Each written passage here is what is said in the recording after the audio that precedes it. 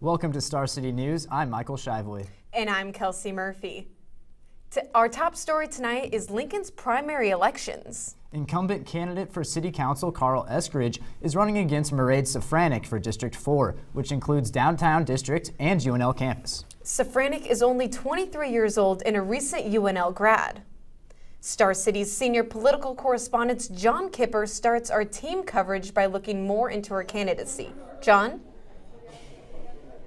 One of the most interesting candidates in the 2015 primary election is Mairead Safranek. The 23-year-old does have some political experience, as she served on the Deb Fisher and the Pete Ricketts political campaigns.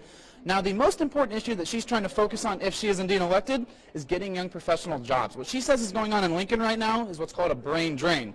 That being young people come to UNL, get their degree, and then leave Lincoln for a bigger and better city. If elected, she's looking to change that.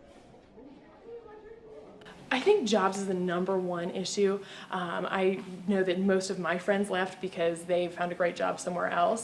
And so for me, it's making sure that we have competitive jobs. We do have a low job rate or a low unemployment rate here, which is fantastic, but we need to make sure that we have the right jobs to keep the bright minds here. The South Beltway, a road that will allow Lincolnites to get from east to west much faster than the current pace, is expected to be completed near 2020.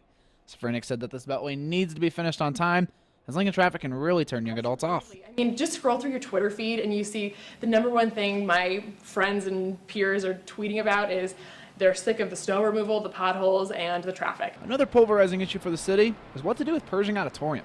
Some want the city to sell the property off and use the money for tax relief.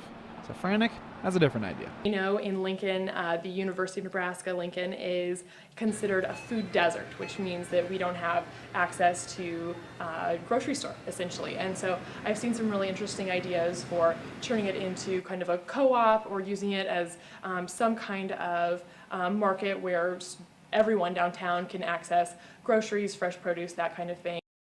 Now, one of the two main issues in terms of crime that Safranek wants to focus on, the first one being gang violence. She's a young woman that lives in the downtown district, and sometimes she's a little bit afraid to go home at night. And the second issue being small crimes, such as a hit and run. She got involved in a hit and run not too long ago.